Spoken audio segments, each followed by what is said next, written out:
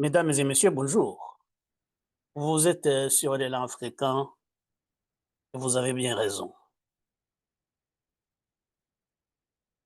L'Afrique du Sud se prépare à accueillir le sommet du G20, le sommet de ces grands pays les plus industrialisés du monde et qui sont regroupés au sein de cette plateforme qu'ils ont baptisée G20.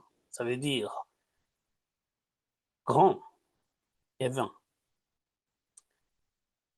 Et donc, les plus grands dirigeants du monde vont se retrouver en Afrique du Sud pour ce sommet qui est le premier à se tenir sur le continent africain. Mais évidemment, l'Afrique du Sud est le seul pays africain qui fait partie de cette plateforme.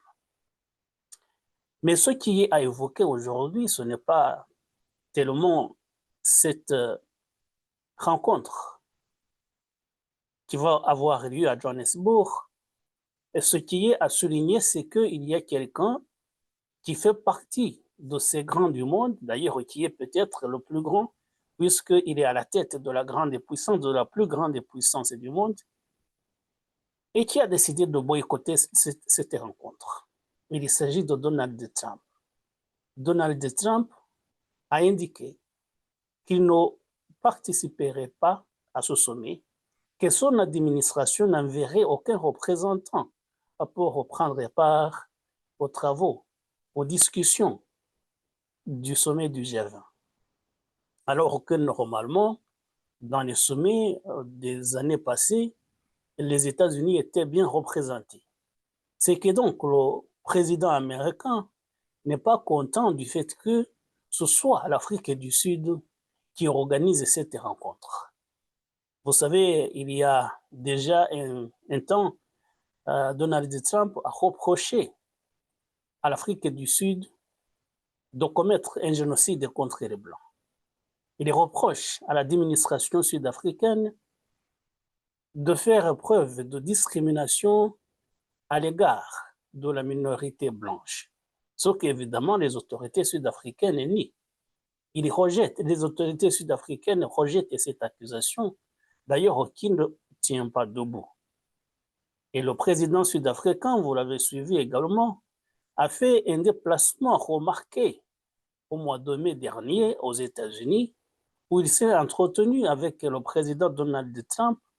Il a essayé de le convaincre qu'il n'y a pas de génocide contre les Blancs, mais le président américain semble camper sur ses positions et accuse l'Afrique du Sud de faire preuve de discrimination à l'égard de la minorité blanche.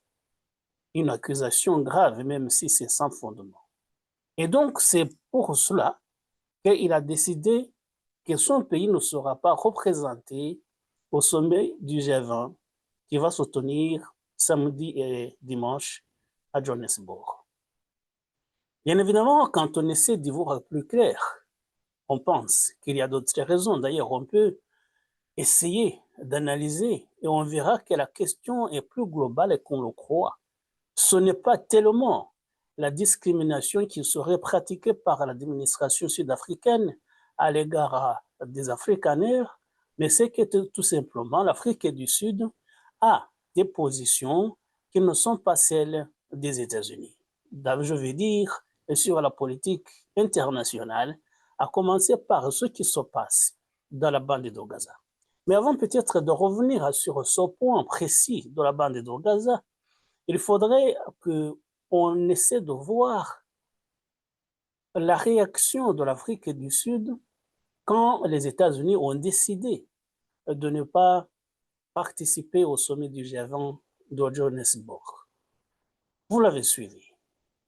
L'Afrique du Sud a indiqué, en réponse aux déclarations de Donald Trump, l'Afrique du Sud a indiqué que le sommet aura lieu malgré tout, malgré la non-présence de la plus grande puissance du monde qui sont les États-Unis. Les États-Unis s'attendaient peut-être à ce que l'Afrique du Sud et les autres dirigeants mondiaux annulent ce sommet, ce qui n'a pas été le cas. Et ce jeudi, lors d'une conférence de presse tenue par le président Cyril Ramaphosa avec la présidente de la Commission européenne et le président du Conseil européen, lors de cette conférence de presse, l'Afrique du Sud, le président sud-africain a indiqué que le boycott politique n'a jamais porté de fruits. Et il a précisé également que les États-Unis se seraient déclarés prêts à revenir sur leur position et à participer au sommet de Johannesburg. Mais cette déclaration, cette simple déclaration de dire que les États-Unis se seraient engagés à revenir sur leur position de départ et participer à ce sommet, cette simple déclaration, de façon inattendue, a suscité l'ire des autorités américaines qui ont déclaré que ces déclarations sont injurieuses. Moi, je ne vois pas en quoi dire que les États-Unis seraient prêts à revenir sur leur position de départ serait injurieux. Mais évidemment, ils ont dit, les États-Unis, que personne ne participerait au sommet de Johannesburg. Et vous savez que l'Afrique du Sud organise ce sommet, puisque c'est le président sud-africain qui assure la présidence de cette plateforme actuellement. Et il doit passer normalement le relais, le flambeau, au président américain Donald Trump. Et alors, ce qui est en cause, c'est que normalement, les deux présidents devaient tenir une cérémonie de passation de pouvoir. Et Donald Trump a indiqué, du moins son administration, que ce rôle de passer le relais, ça veut dire cette cérémonie de passation de pouvoir entre le président sortant et le président entrant, cette cérémonie sera, les États-Unis seront représentés par le chargé d'affaires à Pretoria. Ça veut dire le chargé d'affaires des États-Unis à Pretoria. Et en réponse, le porte-parole de Cyril Ramaphosa a fait savoir qu'évidemment, le président sud-africain ne va pas passer le pouvoir à un simple chargé d'affaires. On en est là, on verra, c'est demain, c'est samedi, on verra comment les choses vont se passer, si la passation de pouvoir de présidence va se passer sans incident notable, mais du moins il y a ce malentendu, ces joutes verbales qu'on ne comprend pas. Et je pense que la responsabilité première revient quand même au président américain Donald Trump, dont le comportement continue à interroger. Puisque bien évidemment, on est président des États-Unis, il y a un comportement digne, il y a du respect accordé aux autres chefs d'État et de gouvernement. Ça se passe toujours comme cela en diplomatie. Mais lui, le président américain, tout de même, nous suivons ses déclarations, nous suivons la façon dont il traite ses pairs. On pense quand même qu'il y a un problème quelque part. On pense qu'il y a un problème quelque part, évidemment. Maintenant, il y a ce problème qu'il y a entre lui et le président sud-africain. Dans tous les cas, maintenant, on est sûr, l'Afrique du Sud organise ce sommet et le sommet va avoir lieu. Mais je disais justement pourquoi le président Donald Trump s'en prend si violemment à l'Afrique du Sud. Ce n'est pas une question de discrimination que l'Afrique du Sud pratiquerait à l'encontre de la minorité blanche. Loin de là. Tout simplement, c'est qu'il y a des positions sud-africaines sur le plan international qui ne sont pas alignées sur celles des États-Unis. Et à commencer par la question de la bande de Gaza, vous savez que l'Afrique du Sud a traduit devant la Cour internationale de justice une requête contre Israël accusée de commettre un génocide à Gaza. On a suivi, on attend toujours la décision de la haute juridiction onusienne, mais jusqu'à présent, justement, il y a cette requête. Et cela n'a pas plu au président Donald Trump, puisque bien évidemment, les États-Unis sont des alliés des Israéliens. Et cela n'a pas plu au président américain. C'est bien que justement, avec son ancien allié originaire d'Afrique du Sud, Elon Musk, il a commencé à dire que les Sud-Africains blancs sont maltraités. Et d'ailleurs, il a décidé d'accorder l'asile politique à ceux de ces blancs des Afrikaners qui accepteraient de se déplacer aux États-Unis. Il y en a qui sont partis. Mais tout ça, c'était tout simplement pour mettre mal à l'aise le président sud-africain. Et malgré la visite que le président Cyril Ramaphosa a effectuée aux États-Unis, à la Maison-Blanche au mois de mai, les positions n'ont pas changé. Tout simplement parce que l'Afrique du Sud a accepté de s'expliquer justement de ce qui se passe et la politique menée, surtout la politique agraire en Afrique du Sud, mais que ce n'était pas pour gêner les Afrikaners. C'était une politique tout simplement d'équilibre. Nous savons qu'en Afrique du Sud, depuis l'apartheid, les problèmes raciaux n'ont pas disparu. Et donc, avec le problème de Gaza, le président américain essaie d'établir un parallèle avec ce qui se passe en Afrique du Sud, tout simplement pour dire au monde entier, ces gens qui accusent Israël de commettre un génocide à Gaza, en réalité, ils ne sont pas crédibles puisque eux-mêmes, chez eux, ils commettent un génocide contre les Blancs. Voilà. Ce sont des racistes noirs qui ont des discriminations à l'encontre des Blancs. Voilà, en fait, c'est ça que le président américain essaie d'expliquer. Et maintenant, malgré justement la visite que Cyril Ramaphosa a effectuée aux États-Unis, les États-Unis continuent d'avoir les mêmes positions. Et Trump sait bien qu'il n'y a pas de discrimination contre les Blancs en Afrique du Sud. Mais il adopte ses positions pour faire comprendre au monde entier que l'Afrique du Sud ne fait pas mieux que ce que fait Israël dans la bande de Gaza. Vous avez suivi, nous en avons parlé sur cette chaîne, qu'il y a une proposition américaine pour régler le problème de la bande de Gaza. Il y a une résolution qui a été votée dans ce sens. Puisque avant, Donald Trump avait l'intention de vider la bande de Gaza de tous ses habitants. Et puis, il est revenu sur ses positions. Maintenant, il y a une force internationale qui doit être envoyée dans la bande de Gaza dans le but de désarmer le Hamas. Ça veut dire, normalement, selon cette résolution du Conseil de sécurité des Nations Unies, sur proposition américaine, les habitants de la bande de Gaza, les Palestiniens, doivent être protégés.